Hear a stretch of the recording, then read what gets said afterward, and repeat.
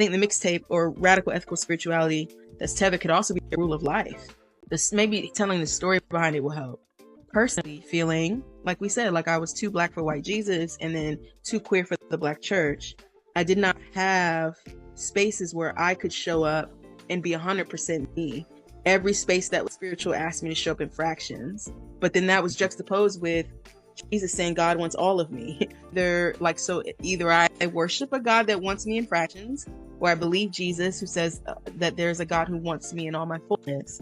And if that's the case, then like, what are the things I love about Jesus, and what are the things I have learned from the spaces that did accept me 100%, which was hip hop, Black cultural creativity made space for me, and I found God in those spaces. And then I was able to take the ways I was being affirmed, the ways that God was being named, the space that was held for these complex emotions, the space that was being held for like liminality and like rage and like uncertainty.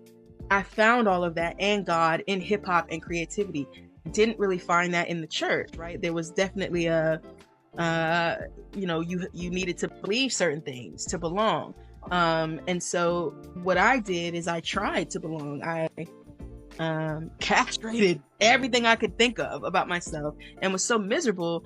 And at some point you get to this place of like, all right, well, if Jesus told me that my life is supposed to be abundant and that I would have the kingdom in this life, and that the way that he is describing this kingdom is my inheritance in this life, that if that kingdom is at hand, then I have some decisions to make about whose truth wins in the conversation. So I had to think about like, well, all of me is not welcome here, but Jesus said I didn't have to hide. So I will take the best things from this place because I really love Jesus. And honestly, I never feel like I stopped following Jesus. I feel like I followed Jesus to this.